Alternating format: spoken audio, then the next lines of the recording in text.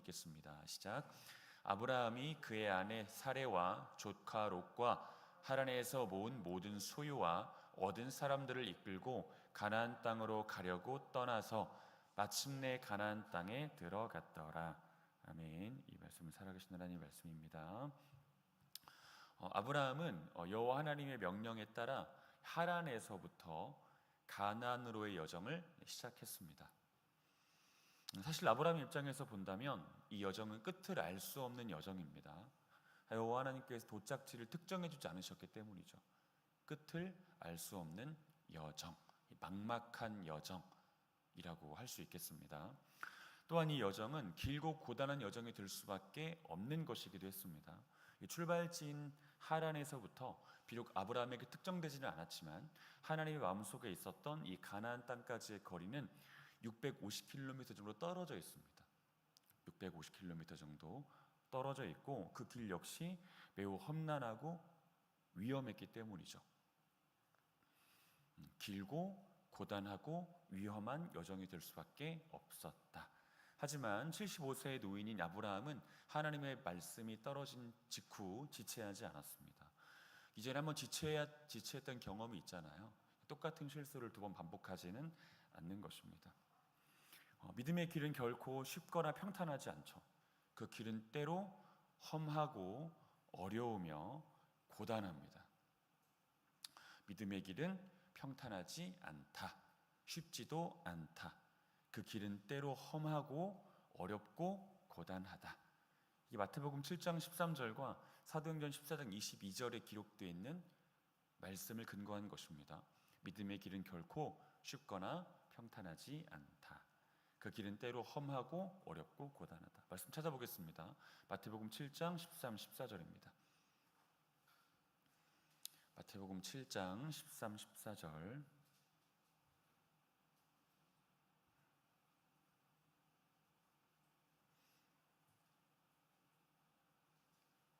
마태복음 7장 13, 14절 함께 읽어보도록 하겠습니다. 시작. 좁은 문으로 들어가라. 멸망으로 인도하는 문은 크고 그 길이 넓어 그리로 들어가는 자가 많고 생명으로 인도하는 문은 좁고 길이 협착하여 찾는 자가 적음이라. 좁은 문으로 들어가라. 멸망으로 인도하는 문은 크고 그 길이가 넓어 그리로 들어가는 자가 많고 생명으로 인도하는 문은 좁고 그 길이 협착하여 찾는 자가 적다. 또 사도행전 14장 22절입니다. 사도행전 14장 22절. 사도행전 14장 22절.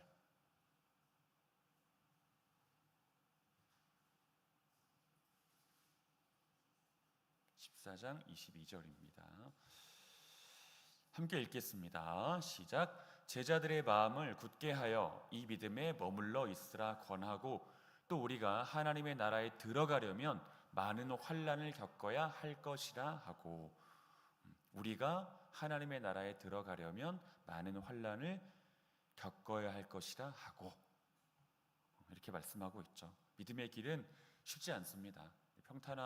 마냥 평탄하지 않고 때로 험하고 어렵고 고단합니다. 어떻게 보면 고생길이라고도 할 수 있겠습니다. 하지만 별로 억울할 건 없어요. 왜냐하면 믿음의 길이 아니라고 하더라도 자기 뜻대로 사는 길도 힘들고 쉽지 않고 평탄하지 않고 험하고 어렵기는 매한가지입니다. 이게 훨씬 더 의미 있고 가치 있죠. 그래서 하지만 믿음의 길이 결코 쉽거나 평탄하지 않고 때로 험하고 때로 어렵고 고단하기까지 하지만 그 속에서 이루는 순종, 그 순종은 그렇기 때문에 더욱더 찬란하고요, 더욱더 고결합니다. 그리고 아름답고 진귀하죠. 영원한 불못에서의 고통은 이미 망가진 그를 더욱더 망가뜨립니다. 하지만 믿음 안에서의 고통은 그를 온전하게 하고요, 그의 몸에 예수님의 흔적을 남기죠. 그래서 우리가 믿음 안에서 어떤 고통이 찾아오거나 이 고단함, 어려움 찾아오면 오히려 기뻐해야 하는 것은 하나님께서 그것에 대해서, 그 속에서 여전히 순종하는 우리들에 대해서 찬란하다 하시고 고결하다 하시며 아름답다 하시고 진귀하다 하실 뿐만 아니라 그 속에서 우리가 더욱더 온전해지고 그리고 우리 몸에 예수님의 흔적을 갖게 되기 때문입니다. 이런 상상을 한번 해봤어요. 우리가 나중에 이제 죽게 되면은 천국 가지 않겠습니까? 천국 가게 되면 가야 돼요. 네, 천국 가게 될 텐데 천국 가게 되면 예수님 만나잖아요. 근데 예수님의 모습이 여러분 성경 읽어보시면 아시겠지만 부활하신 다음에 그 모습이 이제 손과 발에 못자국이 그대로 있는 모습으로 부활하셨잖아요. 이제 우리가 그 예수님 앞에 서게 될 텐데 우린 너무 이렇게 매끈한 모습으로 아무런 믿음 때문에 고생도 안 하고 고단함도 경험하지 않은 그런 너무 매끈한 그 몸으로 예수님 앞에 서는 건 굉장히 민망한 일일 것 같아요. 그래서 우리가 그 믿음의 여정 속에서 때로 힘들고 고단하고 괴로움이 찾아온다 할 때 또 그 속에서 우리들의 몸과 영혼의 어떤 상처 입혀진다고 할 때 마냥 괴로워하기보다 이것이 상처 입으신 모습으로 부활하신 예수 그리스도 앞에 서게 되는 합당한 모습이겠구나 생각하시면서 하나님께 영광을 돌리면 좋겠다 이런 생각 해봅니다. 다시 본 구절로 돌아가 봐서 보겠습니다. 자, 본 구절의 핵심, 이 본 구절의 핵심은 아브라함의 믿음은 아닙니다. 물론 아브라함의 믿음은 칭찬해야 됩니다. 아브라함의 믿음은 칭찬받을 만하고 또 우리가 그 믿음을 칭찬하는 것이 맞아요. 칭찬 많이 하십시오. 성경 속 믿음의 선진들을 보면서 저 칭찬 많이 할 필요도 있어요. 하지만 더 중요한 게 있다는 것은 명심하셔야 됩니다. 그것은 여호와 하나님의 견인하시는 은혜, 바로 그것이죠. 아브라함의 믿음은 칭찬받아 마땅하지만 이 본 구절이 우리들에게 특별하게 말해주고 싶어하는 것은 여호와 하나님의 견인하시는 은혜, 바로 그것입니다. 여호와 하나님은 인생의 거의 모든 시간을 우상 및 우상 숭배와 함께했던 아브람, 그리고 사사로운 유익 때문에 하나님의 부르심에 대한 순종을 지체했던 이 아브라함을 견디고 인내하셨습니다. 그리고 그를 견인해 주셨죠. 그리고 아브라함이 걸었던 이 믿음의 발걸음은 견인의 결과라고도 볼 수 있어요. 하나님의 견인의 결과. 지금 아브라함의 나이가 75세잖아요. 75세. 사실 아브라함이 이 75년 살아오는 동안에 하나님을 제대로 따랐다 말할 수 없습니다. 제대로는커녕 부분적으로라도 하나님께 순종했다 사실 그렇게 말할 수 있을 만한 근거는 전혀 없어요. 그러니까 아브라함의 75년의 삶은 말 그대로 우상과 함께했던 삶이었고요, 우상 숭배로 점철되었던 삶이었습니다. 그런데 하나님께서 그를 일방적으로 불러내셨잖아요. 그럼에도 불구하고 근데 이제 아브라함이 그 은혜를 받았는데 그 은혜를 무한하게 만드는, 그 은혜를 민망하게 하는 일을 하지 않습니까? 이제 갈대아 우르에서 떠나가지고 하나님께 지시하신 땅으로 쭉 가야 되는데 그렇지 않고 중간에서 하란에서 멈춰버리잖아요. 하란에서 이 갈대아 우르에서 접했던 문화와 비슷한 문화들을 접할 때 다시 한번 옛 사람의 본성이 일어난 것 아니겠습니까? 하나님으로부터 그런 사랑을 받았는데 그 사랑을 무색하게 하는 일들을 벌인단 말이죠. 하지만 하나님께서는 그런 아브라함을 견디셨습니다. 그런 아브라함을 견디셨어요. 그리고 인내하셨습니다. 그리고 그를 견인하셨습니다. 우리가 이제 어떤 사람이 이제 우리들의 되게 눈엣 가시를 행하는 사람들 있잖아요.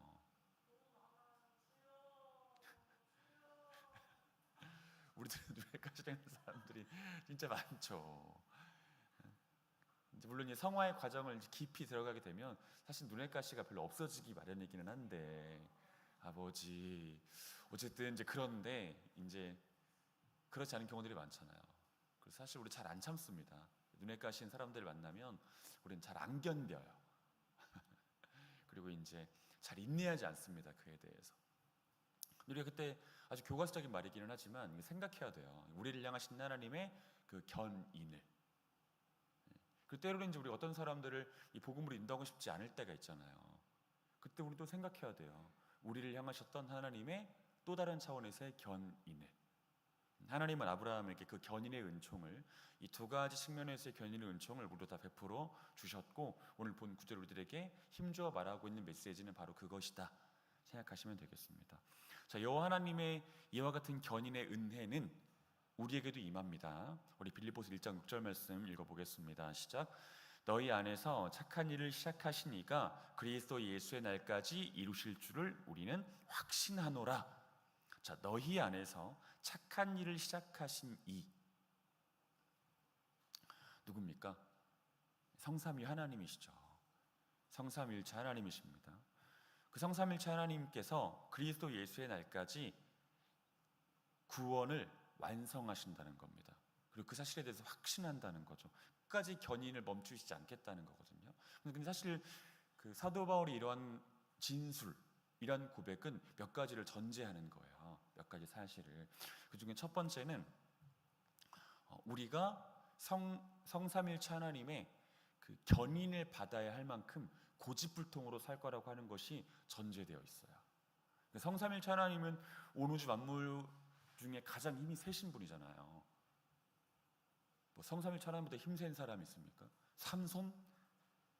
삼손은 아니죠. 그럼 또 누구 있어요? 마동석? 아니죠. 인혁이? 아니죠.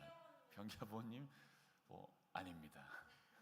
성삼일체 하나님 힘이 제일 세죠. 성삼일체 하나님께서 견인하셔야 될 만큼 인간은 하나님 앞에 그렇게 떼쓰고 그렇게 반항하고 때로는 이렇게 모자란 행동들을 굉장히 많이 할 것이다라는 것이 이 빌립보서 1장 6절에 전제되어 있어요. 하지만 또 한 가지 우리들에게 분명히 말해주고 있죠. 그럼에도 불구하고 하나님은 우리를 포기치 않으시고 끝까지 견인하신다. 허락하신 구원을 완성하신다 라는 것을 말해주고 있습니다. 자, 더불어 하나님 이러한 견인의 은혜는 우리에게 어떤 메시지를 주고 있는데, 그 메시지는 우리가 나 혹은 누군가의 과거의 실패로 인해서 나 혹은 그를 실패자로 낙인 찍으면 안 된다는 메시지를 줘요. 다시 말하자면 아브라함은 75세인데 지금 75세 평생 동안 하나님께 순종해 본 적이 없어요. 한 번 순종할 듯 하다가 삐끗했죠. 하란에서. 하나님을 제대로 섬겨본 일이 없습니다. 이 아브라함은. 근데 하나님께서는 그런 아브라함을 실패자로 낙인 찍지 않으시죠. 다시 말하지만 한 번 하란에서 삐끗했음에도 불구하고 너 삐끗했어, 너 실패자야 하시지 않죠. 우리가 하나님의 이런 모습을 좀 발견하면서 우리에게 어떤 메시지가 있음을 확인해야 돼요. 우리들에게 주어지는 메시지가 있음을. 나 혹은 다른 사람의 실패, 그 속에서 그에 대한 포기를 선언하지 마라. 그리고 그를 실패자로 낙인 찍지 마라. 옛날에 그랬으니까 지금도 그렇겠지, 이런 생각하지 마라. 우리가 이제 그런 생각 하잖아요. 누가 막 어떤 일을 막 의욕적으로 막 하려고 할 때 우리는 이제 그 사람의 과거를 너무 잘 알아. 이 작심은 3일의 반복이었다는 걸 너무 잘 알아요. 그래가지고 이제 의욕적으로 무엇인가를 해보려는 사람에게 이제 응원을 안 해주죠. 그리고 속으로 생각합니다. 자, 언제까지 가나 한번 보자라고 이제 보고 있다가 이제 그 사람이 아니나 다를까 3일 못 넘기면 저 보라고 저거 보라고, 내가 저럴 줄 알았다고. 근데 하나님께서 말씀하시죠. 이제 그런 우리를 보면서 저 봐라 저거 내가 저거 이렇게 비판하고 기도 안 할 줄 알았지. 그러면 안 된다는 겁니다. 설령교가 우리들의 예상 그대로 작심삼일의 모습을 또 보인다고 할지라도 우리는 여전히 그들을 향한 기도를 멈추지 말아야 돼요. 그리고 그들을 향해서 여전히 실패자로 낙인 찍으면 안 됩니다. 왜냐하면 하나님께서 그에 대해서 이 포기를 선언하지 않으셨기 때문이죠. 하나님께서 그를 붙잡고 계시는데 우리가 뭐라고 그에 대한 손을 놓겠으며 그리고 그에 대한 포기를 선언하겠습니까? 오히려 그들을 향해서 여전한 사랑과 기도를 흘려보내줘야 될 책임이 우리에게 있다 할 수 있겠죠. 어떻게 생각하십니까, 여러분? 정신을 차려야 돼요. 정신을 꼭 차려주시면 좋겠습니다.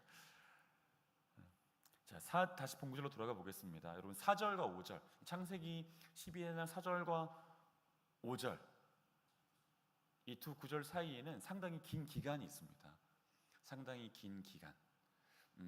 다시 말하지만 이 하란에서부터 가나안 땅까지의 거리는 650km거든요. 650km. 그리고 아브라함 혼자 이동한 것이 아니라 그의 일가들과 함께 이동했죠. 또 이제 하인들과도 함께 이동했고 가축들과도 함께 이동했고 그의 소유물들 함께 이동했단 말이에요. 그러니까 사실 굉장히 긴 여정 아니었겠습니까? 650km. 여기서 650km는 어느 정도 돼요? 여기서 서울이 한 200km 좀 넘죠.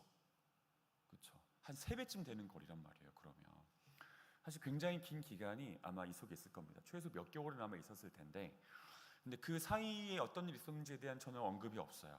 제가 이건 창세기 성경에서 반복적으로 여러분들 가르쳐 드렸던 부분이기는 한데, 만약에 그렇다고 하면 앞선 구절의 반복이었다고 생각하시면 됩니다. 앞선 구절의 반복. 여러분 4절에 보면 이 아브라함에 대해서 이렇게 말하죠. 여호와의 말씀을 따라갔다라고 말합니다. 여호와의 말씀을 따라갔다. 그 모습의 반복이었음을 우리가 알 수 있어요. 그 모습이 반복되었습니다.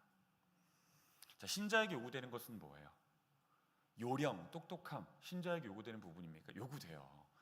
때로는 요령이 필요합니다. 그 요령 없이 이렇게 하다 보면 힘들어요.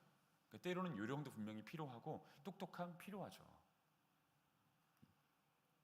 하지만 요령이나 똑똑함보다 더욱 필요한 건 우직한 순종과 충성이에요. 이게 훨씬 더 필요합니다. 맡은 자들에게 구할 것은 충성이다 라고 말하죠. 맡은 자들에게 구할 것은 충성.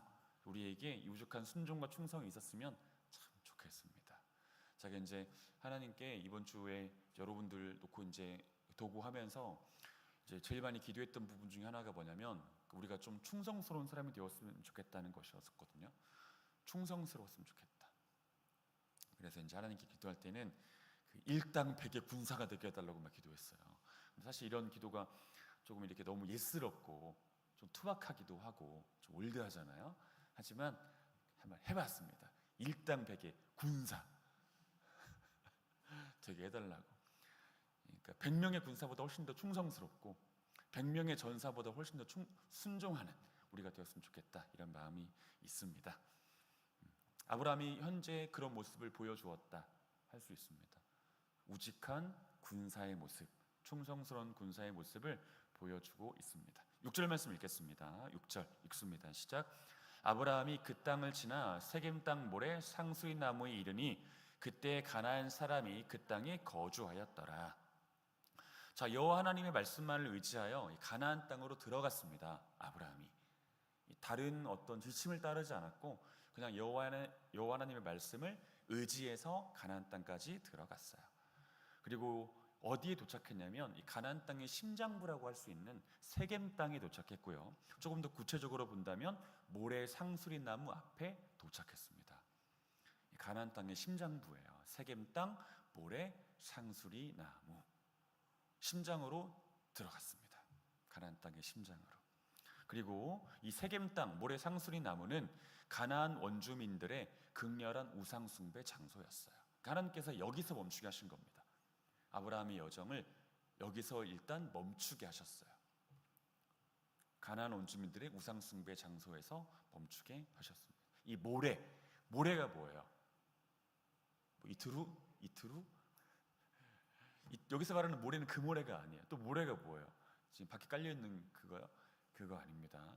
여기서의 모래는 히브리어로 지시하는 자, 점쟁이를 뜻해요. 점쟁이. 여기서 모래는 혹시 그 점쟁이 만나보셨습니까? 안 만나보셨습니까? 우리 변기아버님 혹시 점쟁이 만나보셨나요?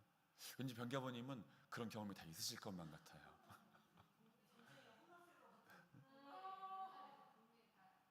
그렇죠. 옛날에 동네에 다 있었어요. 저도 이제 할머님이 저의 이제 어린 시절을 좀 책임져 주셨는데, 이제 할머니랑 베프 할머니가 있었어요. 근데 그 베프 할머니가 점쟁이셨어요. 그래서 하루에 한 번씩 갔거든요, 그 집에. 하루에 한 번씩 놀러 갔는데, 하루에 한 번씩 놀러 갔는데 용돈을 한 번도 주신 적이 없어요. 50원 한 번 준 적이 있고 50원. 점쟁이를 뜻합니다. 이 모래는 점쟁이. 그럼 혹시 점은 보신 적 있어요? 점쟁이는 안 만나보셨어도 뭐 신문에 나와 있는 오늘의 운세랄지 아니면은 뭐 스마트폰으로 이렇게 본달지, 혹시 그건 해보셨습니까? CGV 손금. 그거 다 점이시는 거죠. 그 변기아버님. 그랬어요? 잘했어요. 네, 진짜 그제라도 안 지어서 진짜 감사하네요. 그 뭐 오늘의 운세 변경이 보셨습니까? 아, 오늘의 운세. 우리 윤경 원사님은 한 번도 그런 행위를 해보신 적이 없으시죠? 기억이 없습니다. 아주 지혜로운 답변이셨어요. 진짜 지혜로우십니다. 어쨌든 점치는 자, 모래입니다, 모래. 그리고 상수리 나무. 그러니까 우리나라도 그 어떤 나무 아래서 굿하고 막 이런 경우들이 많았잖아요. 그렇죠. 그래서 마을 입구에 보면 막 큰 나무 있고 거기에 막 이렇게 새끼 꿔가지고 이렇게 놓기도 하고 막 리본처럼 달아놓기도 하고 막 하잖아요. 동서고금을 막론하고 마찬가지였거든요. 이 상수리 나무 역시 그런 용도로 주로 사용되었던 나무입니다. 이 가나안 원주민들 사이에서 이제 엄청 크잖아요. 이 상수리 나무는 높기도 하고. 그래서 이게 이 번성과 풍요를 상징하는 나무로 사람들이 이해했어요. 번성과 풍요. 이 범신론적 사고를 가지고 있었다고도 볼 수 있는데, 오늘 번성과 풍요를 상징하는 나무로 봤습니다. 참고로 훗날 이스라엘은 그 상수리 나무 아래에서 온갖 우상 숭배와 온갖 음행을 해요. 제가 참고 구절 유인물에 써놨으니까 나중에 한번 확인해 보시면 좋을 것 같습니다. 자, 여호와 하나님께서 아브라함을 그곳에 멈추게 하셨습니다. 이 점치는 자들의 땅, 점쟁이들의 땅, 그리고 우상 숭배 현장, 그곳에서 멈추게 하셨어요. 그렇다면 여호와 하나님의 의도는 무엇이었을까? 여호와 하나님은 왜 그러셨을까? 왜 아브라함을 그곳에 인도하신 것일까? 좀 이렇게 정서적으로 편안한 곳으로 인도하면 좋잖아요. 우리 교회처럼 얼마나 편하잖아요.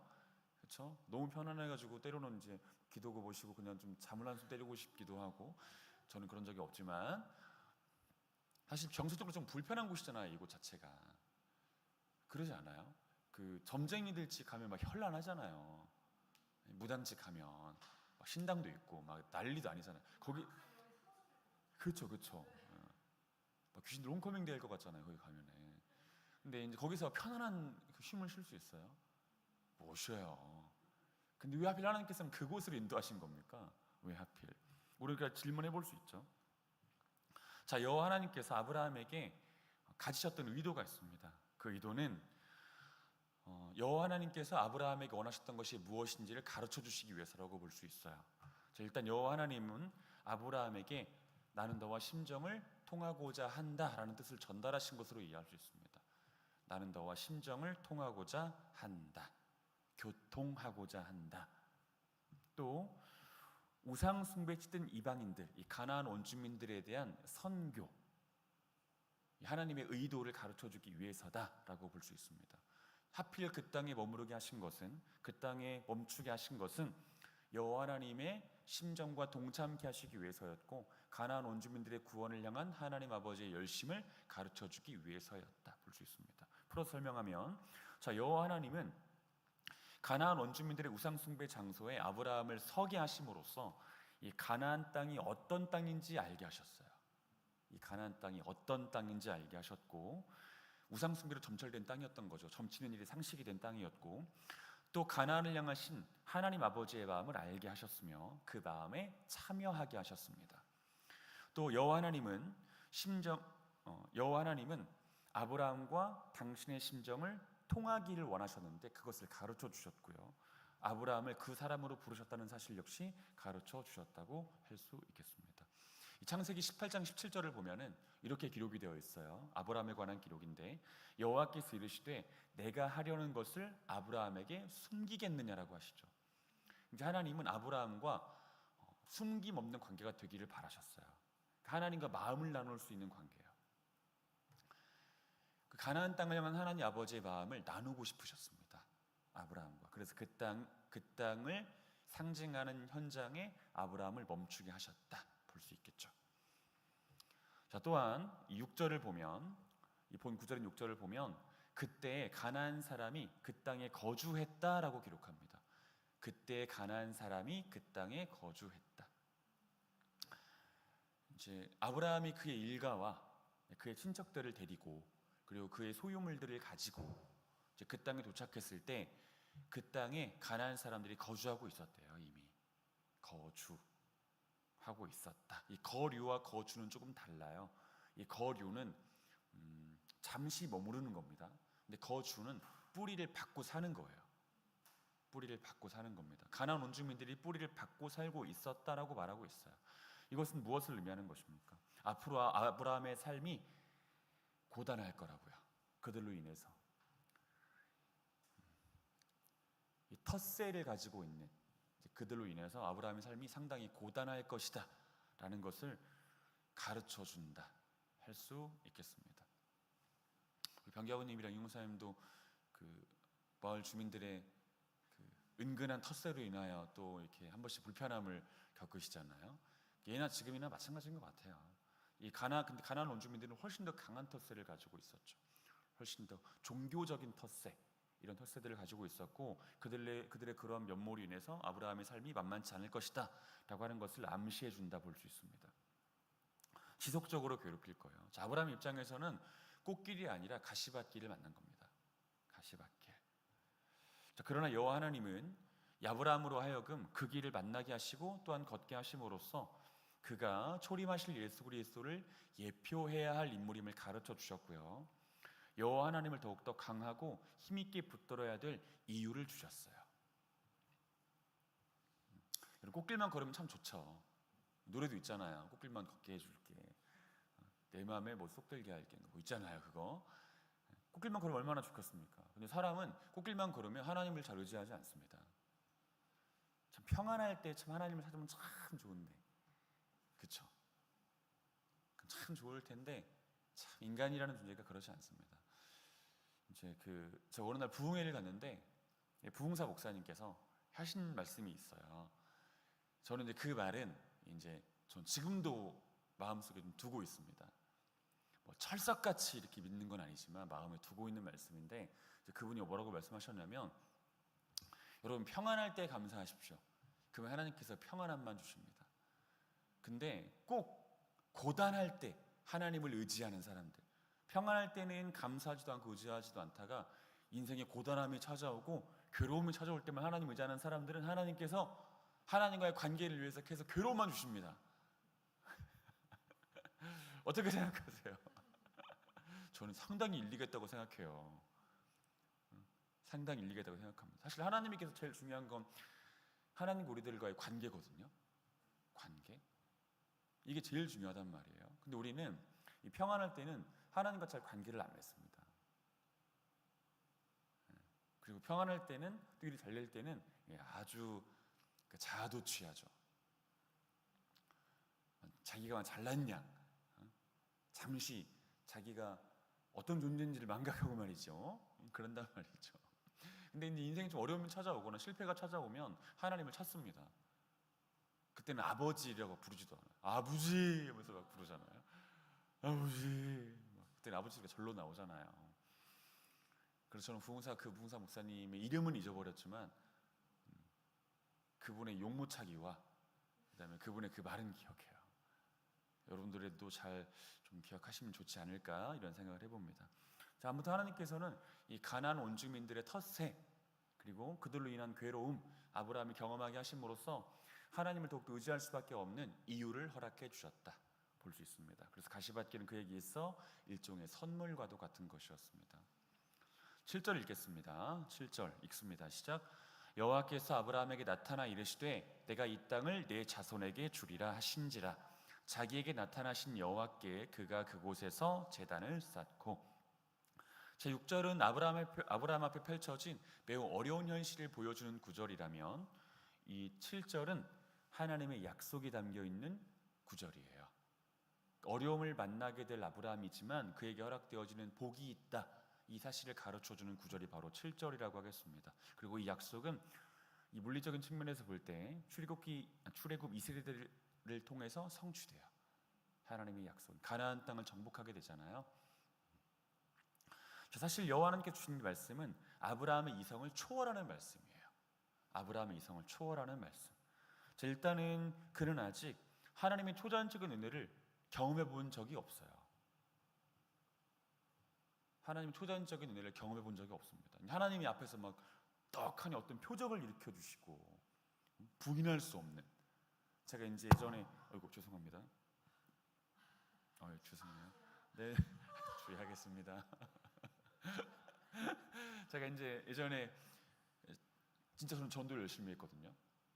진짜 전도를 열심히 했습니다. 일주일에 사실은 주일 월요일 쉬는 날이니까 빼고는 거의 날마다 길에 나갔거든요. 진짜 전도를 열심히 했어요. 그래서 이제 그 저의 모습을 본 한 주일학교 학생이 전도를 많이 해서 전도사냐고 물어봤어요. 그리고 또 전도하는 도사에서 전도사냐고 물어봤어요. 그 정도로 전도를 열심히 했거든요. 근데 이제 그 전도를 할 때 좀 이렇게 이런 질문을 많이 받는데, 이런 말을 많이 듣게 되는데, 하나님 믿으세요, 예수님 믿으셔야 됩니다 이렇게 얘기를 하면 그분이 하시는 얘기가 믿을 수밖에 없는 기적을 보여주면 믿겠다는 거예요. 믿을 수밖에 없는 기적을 보여주면 믿겠다. 네, 여러분, 예수님께서 말씀하시죠. 그렇게 해서 믿음이 생기는 게 아니래요. 믿음은 무엇인가를 경험해서 생기는 게 아니랍니다. 믿음은 들음을 통해 생긴대요. 이게 성경의 말씀이거든요. 자, 아무튼 지금 이 아브라함은 초자연적인 하나님의 능력을 경험해 본 적이 없어요. 하나님으로부터 직통 계시를 받긴 받았으나 어떤 눈에 보이는 또 살갗으로 경험되어지는 어떤 경험을 한 것은 아닙니다. 또 그의 신앙 연수는 아직 깊지 않아요. 그러니까 어떻게 생각하시면 되냐면, 지금 아브라함이 신앙을 가진 이 구절 속에서 아브라함이 신앙을 갖게 된 그 때와 우리 병기 아버님의 때가 비슷해요. 그러니까 기간적인 측면에서 볼 때 비슷합니다. 사실 연배도 비슷해요. 물론 아브라함이 이제 5살 형이죠. 5살 형이긴 한데 사실 70 넘으면 다 친구라면서요. 친구입니다, 친구. 아니네요, 몇천 살 더 많네요. 어쨌든 아직 신앙 연수가 깊지도 못해요. 하나님 믿은 지 별로 안 됐습니다. 지금 하나님 믿은 지 별로 안 됐어요. 아직 우상 숭배 때가 다 빠진 상태는 아니라고요. 또 결정적으로 하나님께서 내가 이 땅을 네 자손에게 주겠다고 말씀하신 이 말씀이 상식적으로 이해될 수 없는 말씀인 것은 아직 그가 자식이 없어요. 더군다나 75세의 노인이니까 사실 앞으로도 없다고 봐야죠. 하나님의 말씀은 이성을 초월한 말씀입니다. 이성을 초월한 말씀, 합리적이지 않은 말씀이란 말이에요. 자, 우리가 여기서 한번 보겠습니다. 자, 신앙은 이해의 영역과 믿음의 영역이 있어요. 이해의 영역과 믿음의 영역이 있습니다. 그리고 여호와 하나님께서는 택하신 이들을 위해서 두 영역 모두에서 일하세요. 두 영역 모두에서 일하십니다. 자, 일단 이해의 영역, 깨닫게 되는 거죠. 그리고 알게 되는 것, 이 영역을 위해서는 충실한 성경 교사들을 붙여주십니다. 택하신 이들을 위해서 충실한 성경 교사들을 붙여주세요. 그리고 믿음의 영역을 위해서는 초월적인 인정과 믿음의 은혜를 주십니다. 성령님을 내주케 하셔서 성령님을 통해서 그냥 받아들이게 하시는 거죠. 믿어지게 하시는 겁니다. 이 토마스 왓슨이라는 사람은 믿음은 이성이 험치지 못하는 바다를 건너게 하는 힘이다라고 말하기도 했습니다. 자, 여호와 하나님은 아브라함에게 조건을 말씀하시지 않습니다. 조건부 말씀을 하시는 게 아니에요. 즉, 네가 이거 하면 내가 이 땅을 네 자손에게 줄게 하시지 않습니다. 그냥 내가 이 땅을 네 자손에게 주겠다 하세요. 내가 이 땅을 네 자손에게 주겠다라고 말씀하십니다. 자, 여호와 하나님은 조건을 거신 뒤에 복을 말씀하시는 분이 아니에요. 조건을 말씀하신 뒤에 복을 말씀하시는 분이 아닙니다. 이것은 여호와 하나님이 인간을 너무 잘 아시기 때문이에요. 그러니까 인간을 모르는 건 인간뿐이에요. 자, 인간은 하나님의 복을 얻기 위한 조건을 충족할 수 있는 존재가 아닙니다. 조건부로 말씀하시면 그 조건을 성취해야 되잖아요. 그렇죠? 이 조건을 구비해야 되잖아요. 근데 그럴 수 없는 존재가 인간인 걸 하나님께서 너무나 잘 아시기 때문에 어떤 조건부로 말씀하셔가지고 어떤 것을 주겠다고 하시는 분이 아니라고요. 하나님은 우리를 너무 잘 아십니다. 자, 아브라함은 여호와 하나님의 말씀이 있은 뒤 곧바로 그곳 제단을 쌓아요. 자, 다시 말하지만 하나님께서 아브라함에게 주신 말씀은 이성적으로 이해되지 않는 말씀이에요. 이 경험적인 측면에서도 이성적인 측면에서도 이해될 수 없는 말씀입니다. 근데 아브라함 하나님 말씀 듣고 진짜요? 뭐 이런 거 안 물어봐요. 뭐 리얼리? 안 물어봐요. 그러면요, 그냥 제단을 쌓습니다. 어려운 현실, 이해를 초월한 말씀 속에서 아브라함은 그저 제단을 쌓아요. 이해가 돼서 쌓은 제단이 아닙니다. 참고로 이해가 돼서, 하나님 말씀이 이해가 돼가지고 지적으로 다 이해가 돼서 이 제단을 쌓은 게 아니에요. 그냥 받아들였기 때문에 쌓은 제단이에요. 우리가 사실 기억해야 됩니다. 받아들였기 때문에 쌓은 제단입니다. 자, 많은 경우 이해하는 능력이 믿음이 아니라 받아들이는 능력이 믿음이에요. 이해하는 능력이 믿음이 아니라 받아들이는 능력이 믿음입니다. 여러분, 요한복음 1장 12절 보면 어떤 말씀이 있어요? 영접하는 자, 곧 그림을 믿는 자들에게는 하나님의 자녀가 되는 권세를 주셨으니 라고 말하죠. 영접하는 자, 영접하는 자는 누구예요? 받아들이는 자라는 뜻이거든요. 그냥 받아들이는 겁니다. 받아들이는 거. 내가 이해가 되지 않아도, 지적으로 다 이해가 되지 않아도 사실은 이렇게 생각하시면 편해요. 그러니까 우리들의 지성으로 이해가 된다면 하나님이라는 신은 그냥 우리 수준의 신인 거예요. 우리 수준의 신이기 때문에 우리가 다 지적으로 동의가 되고 이해가 되는 거겠죠. 우리 수준이니까. 근데 하나님은 사실은 초월자잖아요.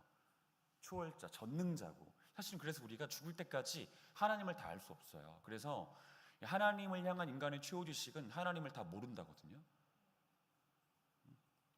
자, 받아들이는 겁니다. 받아들이는 거. 이게 곧 믿음의 모습이에요.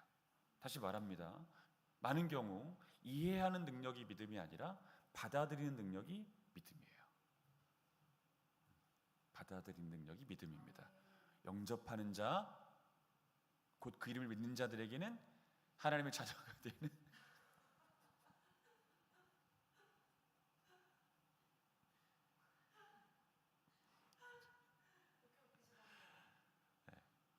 하나님의 자녀가 되는 권세를 주셨으니.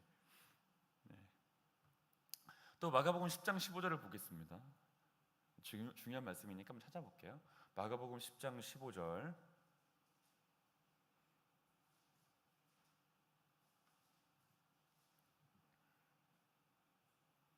자, 예수님께서는 우리들에게 어떤 그 박사, 석사 그런 차원을 요구하시지 않아요.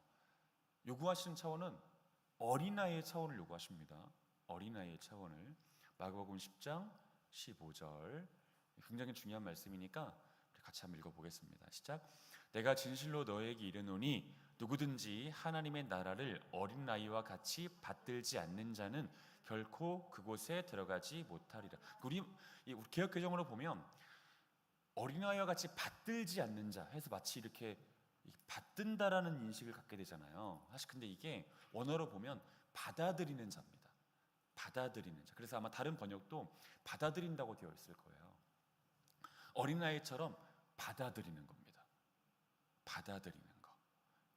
예수님께서 말씀하시죠. 내가 진실로 너에게 이르노니. 그러니까 예수님께서 어떤 말씀을 하실 때 내가 진실로 너에게 이르노니 혹은 진실로 너에게 이르노니라고 말씀하셨다면 그건 굉장히 기억해야 되는 말씀이기 때문이거든요. 다른 건 다 잊어도 그건 잊으면 안 된다. 너무 중요하다 하시는 뜻이란 말이에요. 강조적 표현이란 말이에요. 예수님께서 매우 강조하신 겁니다. 하나님의 나라는 박사 이런 이해력을 가진 사람이 들어가는 것이 아니라 어린아이처럼 받아들이는 사람이 들어가는 것이라고 말씀하시죠. 자, 아브라함은 받아들였습니다. 그리고 그냥 제단을 쌓았어요.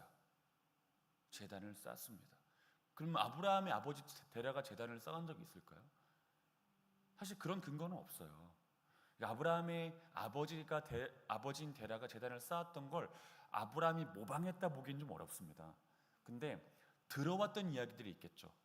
들어왔던 이야기들. 그냥 들어왔던 이야기들을 근거로 제단을 쌓았어요. 받아들였고 제단을 쌓았습니다. 아우구스티누스라는 사람이 있어요. 이 초기 기독교 교부거든요. 이 아우구스티누스가 이렇게 말했습니다. 알기 위해 믿는 것이지 믿기 위해 아는 것이 아니다 라고 말했어요. 알기 위해 믿는 것이지 믿기 위해 아는 것이 아니다. 이해는 믿음을 강화시켜 줍니다.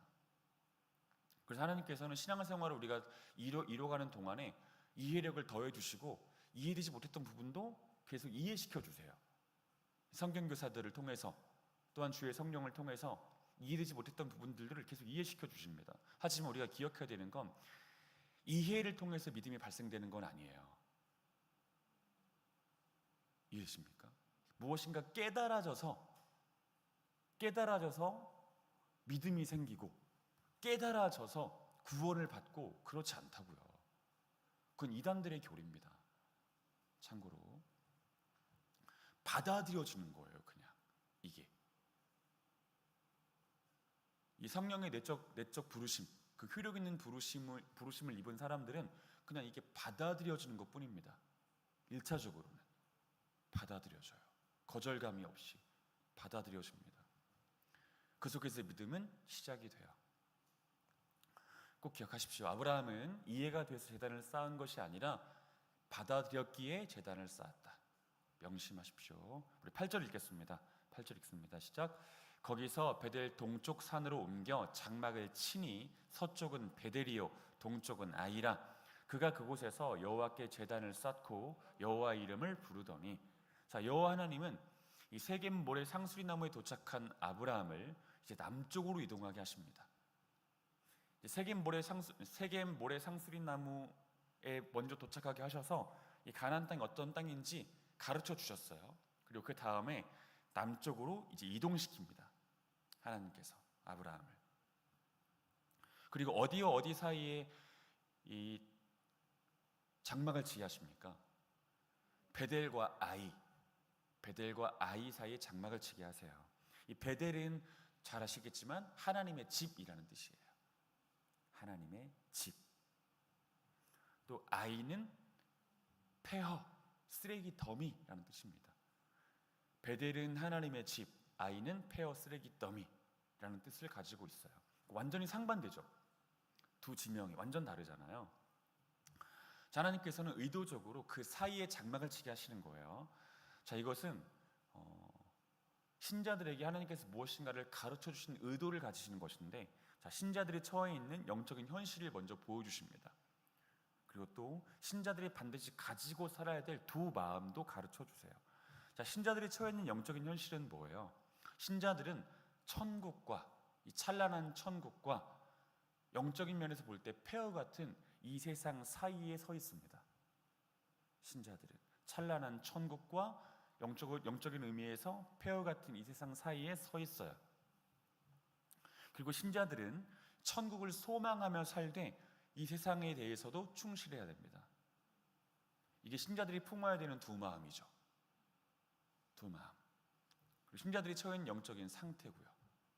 자, 신자들이 처해 있는 영적인 상태는 찬란한 천국과 폐허 같은 이 세상 그 사이에 서 있다. 신자들이 가져야 되는 두 가지 마음은 찬란한 천국을 바라보며 소망하되 이 세상에 대해서도 외면치 말고 충실하라. 다시 본 구절로 돌아가 보겠습니다. 자, 아브라함은 베델과 아이 사이에서 여호와께 제단을 쌓아요. 또 제단을 쌓습니다. 그리고 여호와 이름을 불렀어요. 여호와 이름을 불렀습니다. 자, 아브라함의 삶과 신앙이 점점 체계를 잡고 있습니다. 점점 체계가 잡혀가고 있어요. 그리고 그 중심에 뭐가 있습니까? 제단을 쌓는 일, 즉 제사가 있어요. 제사. 자, 아브라함이 조금씩 신앙이 견고해지거든요. 조금씩. 또한 그 삶도 하나님 중심적으로 구조화되고 있단 말이에요. 근데 그 중심에 뭐가 있냐면 제단을 쌓는 일이 있었다. 반복되죠. 제단을 쌓았다는 기록이. 그 속에서 그의 삶도 신앙도 견고해지고 있고 구조적으로 발현되어지고 있다 볼 수 있습니다.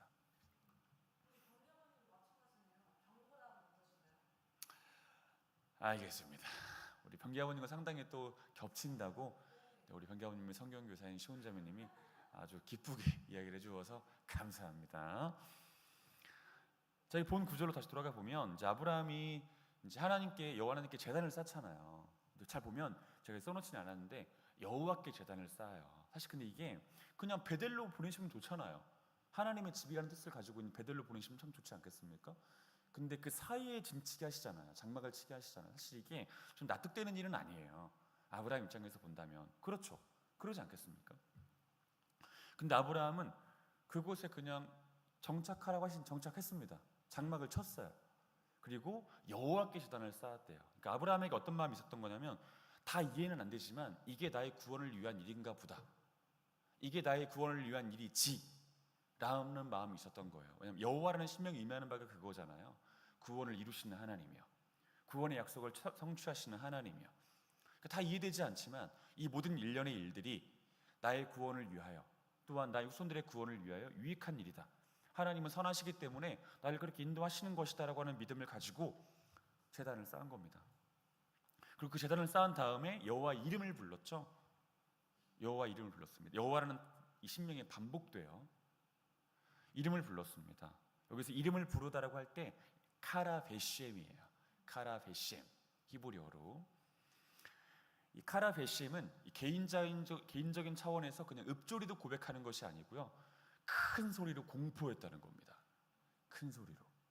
그러니까 주여 감사합니다 이렇게 한 게 아니라 주여 감사합니다 이렇게 한 거라고요.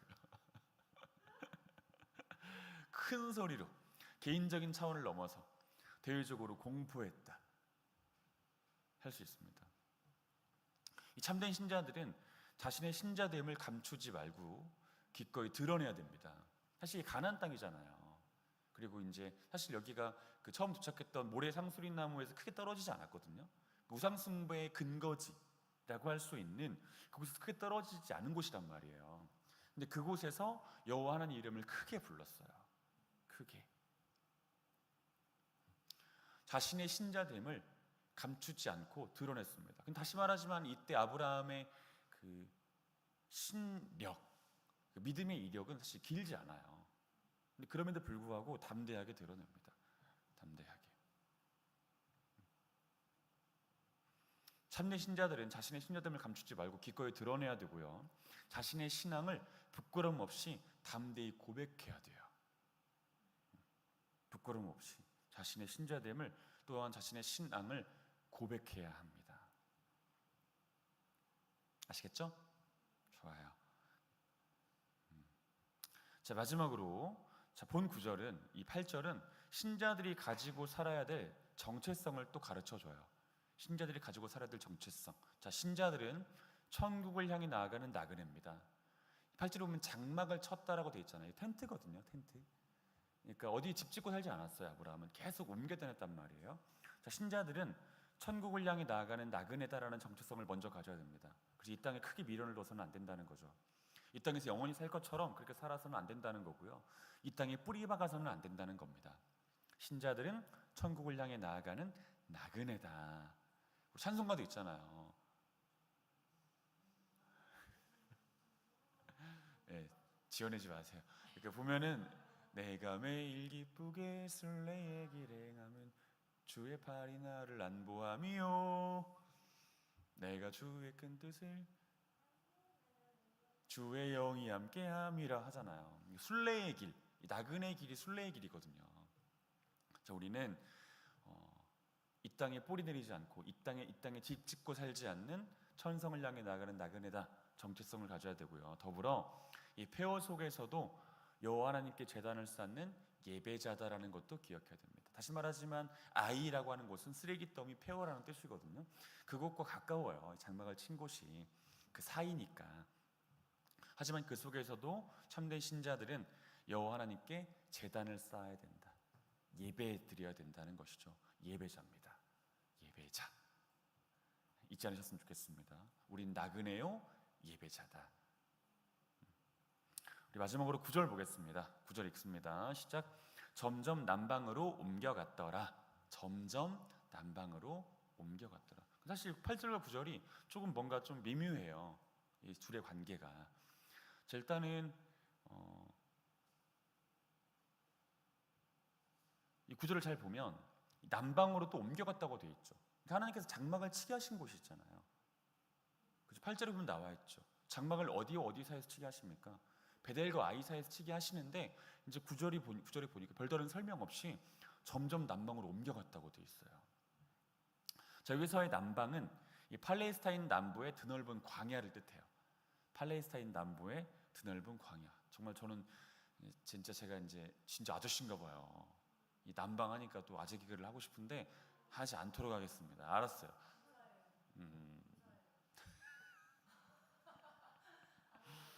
알겠습니다.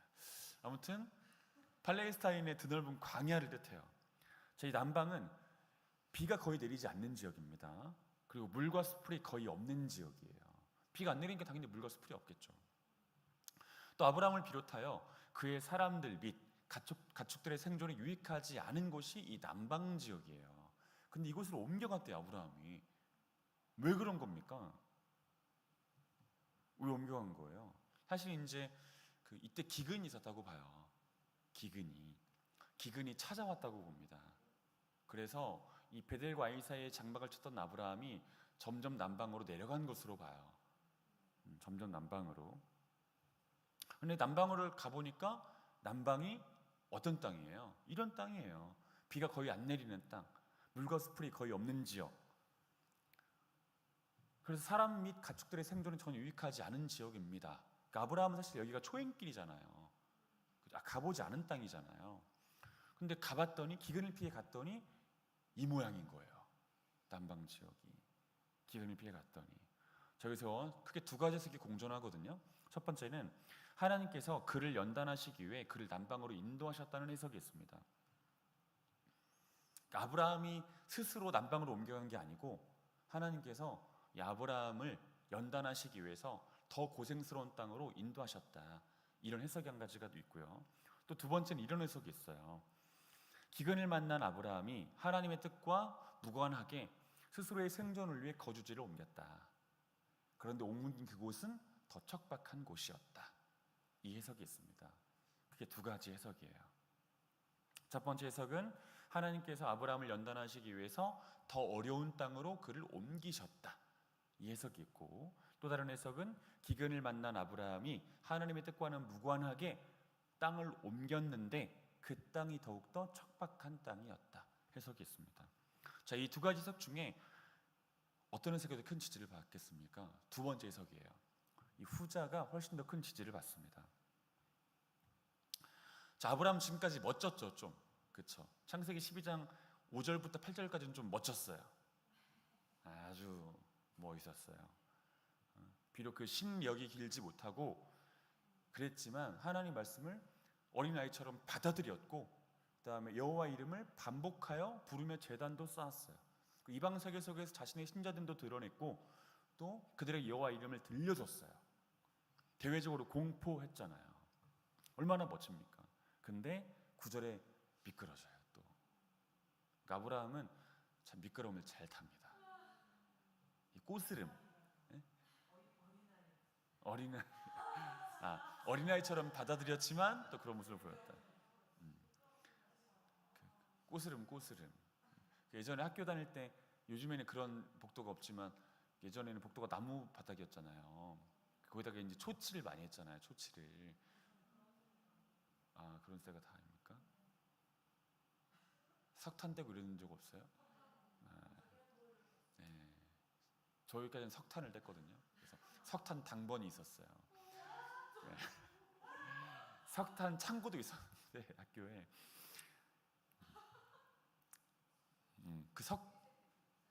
네? 그러니까요. 그러니까요. 왜 제가 다닌 초등학교는 발전하지 못했을까요? 아무튼, 근데 복도에 초치하면 이렇게 초치한 다음에 꼭 이렇게 미끄럼을 쭉 타거든요. 초치한 다음에. 그리고 이제 그러면 그 복도가 나무라서 올라와 있는 가시에 발 박히고. 근데 꼬스름이 너무 재미있으니까 빼고 또 타고, 가시 빼고 그랬는데 지금 꼬스름 타고 있습니다. 아브라함이 지금 꼬스름을 제대로 탔어요. 지금까지 너무 멋진 모습인데 또 인간적인 모습을 또 보입니다. 하란에서 멈췄던 아브라함, 그 아브라함의 모습이 지금 또 나와요. 습관성입니다. 약간 습관성 탈구처럼. 참고로 제 왼쪽 어깨가 습관성 탈구거든요. 습관성으로 이래요. 습관성 꼬스름. 자, 우리가 그 병명 하나 지어줍시다. 습관성 꼬스름. 습관성으로 꼬스름을 타고 있어요. 인간적 모습을 또 보입니다. 그리고 그 속에서 더 큰 어려움을 직면해요. 어려움에 직면해서 어려움을 피하려고 하나님께 뜻을 묻지 않고 걸음을 옮겼더니 더 큰 어려움이 있더라. 이것이죠. 그러니까 하나님께 자신을 생존시키실 거라는 사실에 대해서 의심하는 겁니다. 그리고 자기 힘으로 살아보려고 하는 거예요. 사실 이게 인간이거든요. 하나님 힘으로 살아야 되는데, 그리고 하나님께서 분명히 살려주실 것을 믿어야 되는데 자기 힘으로 어떻게 해보려고 해요. 그러다 더 큰 어려움을 받죠. 총알을 피하려다가 대포를 맞았습니다. 제가 이제 마지막 이 두 줄은 제가 이제 이거 쓰면서 탄식하면서 썼어요.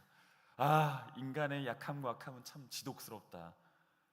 하지만 또 마음에도 평안이 찾아왔어요. 그래서 제가 이렇게 썼습니다. 여호와 하나님의 더 지독한 사랑이 아니었다라면 진짜 큰일 날 뻔했다. 그러니까 우리들의 죄성은 진짜 지독해요. 그래서 뭔가 잘 해나가는 것처럼 하다가도 미끄러지고, 괜찮아지는 것 같다가 또 미끄러지고, 이 무한 반복이거든요. 지독스럽죠. 하지만 더 지독한 것이 있으니 하나님의 우리를 향한 견인의 사랑이에요. 그리고 그 사랑 때문에 우리가 지금까지 살아있죠. 또 하나님 앞에 서 있고, 이 하나님의 사랑을 한 주간도 의지하는 우리 모두가 되기를 간절히 소망합니다. 오늘 여기까지 하도록 하겠습니다.